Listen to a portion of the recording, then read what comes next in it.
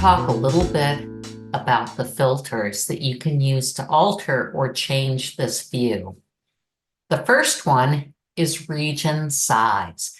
The default is set at 10,000 base pairs, but if you click on the down arrow that follows the text box, you could go down to 5,000 and you could go up as much as 100,000.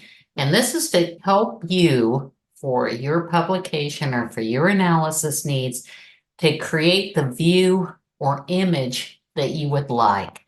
So if I click 20,000 base pairs, just for fun, oh no, nothing changes.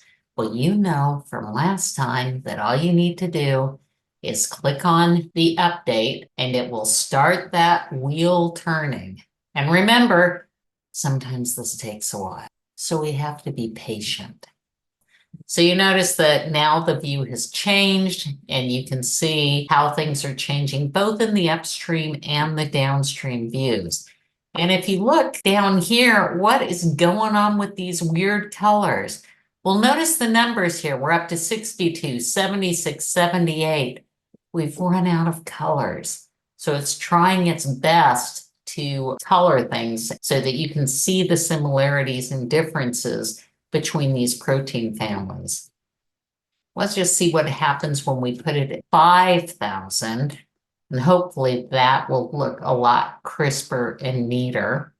Now that looks really nice and neat. For this particular thing, I really like the 5,000 because it speaks to me. Now you can change the number of genomes. If I click down here, I could go as low as 5 or as high as 50. Let's click 20 just to see and update that. And then we have the wheel that keeps on turning. Here they all come. And based on the strength of the blast hit, and let's just mouse over that thing. That's a huge repeat region there. So we can go down and see all the things that we're seeing, all 20 genomes, and it's got the numbers there. Look, it couldn't even get to 20. And it can't get to 20 because it's starting with the reference and representative genes. We're going to come back to this guy. But right now, let's click on all genomes. This is all the public genomes in the database. And that's a big number. So let's click the update and then we wait for it.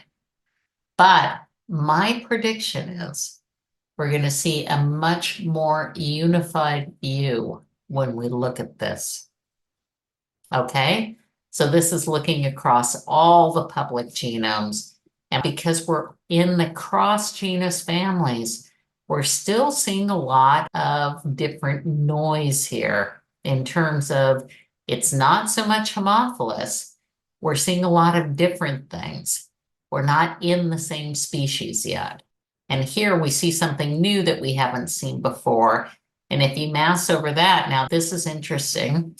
This is a classifier predicted region from some of our large machine learning efforts to find areas within the genomes when we have a lot of data on an organism and we have the antimicrobial resistance and susceptibilities from these large data sets. Generally, they're at the sequence read archive. We bring in the reads, we assemble and annotate the genomes, and then a special group does machine learning on them to try to find regions associated with susceptibility or resistance to specific antibiotics. So that's what you're seeing there. So now we're going to change to the PL FAMs. And remember that the PL FAMs are the local families, meaning they're within the same genus.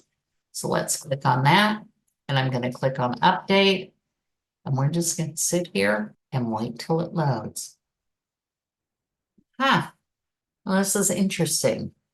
It seems to me that this particular gene is in an area that is not strongly conserved across all the public genomes.